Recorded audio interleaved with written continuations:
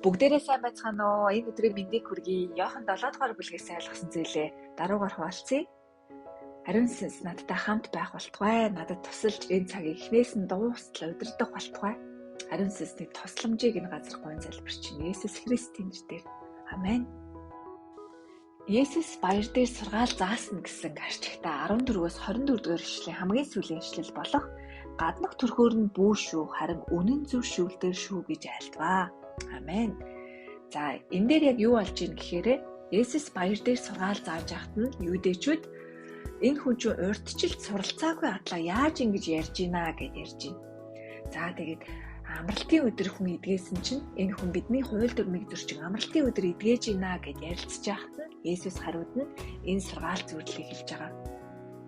За өөр нэгэн орчуулга дээр болохоор юмыг гаднах үзмжээр нь дүгнэх бүү дүгнэж бай. Харин шудраг үннийг барин шүүж байх тун гэлээ гэсэн байна. Амен.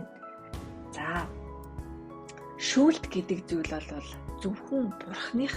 Тэгээ бурхан л яг тэр үнэн зүгээр шүүж чадна. Тэгээ би энэ шүүлт гэдэг үгийг бол би бурханд өргөж чүүхэн сул дараа миний хувьд бол дүгнэлт гэдэг орчуулгаар нь би эзнээс ингээ гуйж ин л та асуугаад яаж шудраг зөвөр шудраг үннээр дүгнэх вэ? Энийг би яаж хэрэгжүүлэх вэ гэд би эзнээс асууж байхад ариун сүнсээ надад сануулж байгаа зүйл нь болохоор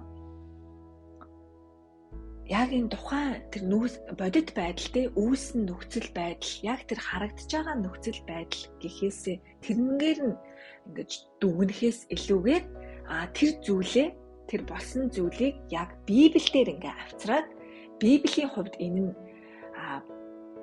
нийцж гин үү? Библийн дагуу байж чадж гин үү?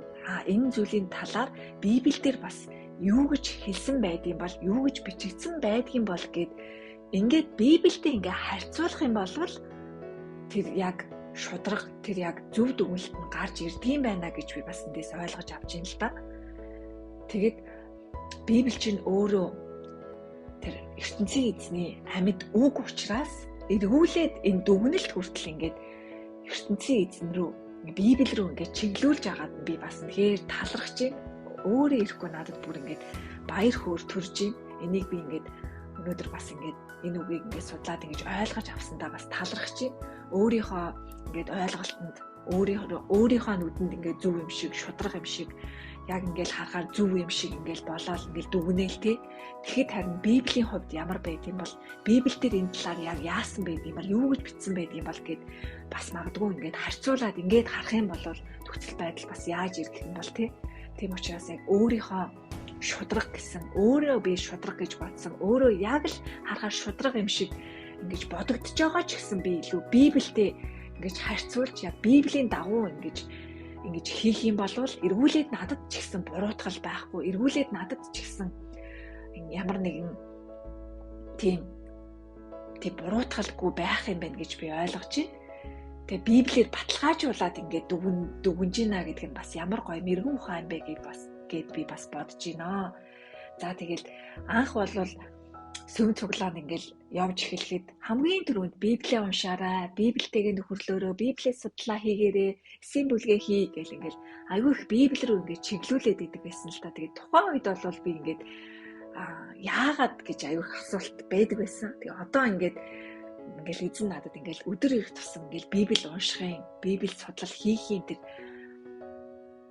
ач тусыг тэрийг ингээ ойлгуулж байгаа нь хүртэл өнөөдөр хүртэл надад ингээд миний дүгнэлт хүртэл ингээд тэр дүгнэлтэнд хүртэл Библи нөлөөлж чадна. Тэгснээрээ бас ямар гоё үнэн зөв дүгнэлтийг хийж болох юм бэ гэдгийг би бас ингээ мэдэж авсан ч үнэхээр би талархаж байна бурхаата.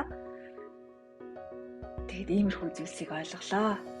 Анхаарал тавьж сонссонд баярлалаа. Дараагийнхаа үгийн хэлээр уулзцаая.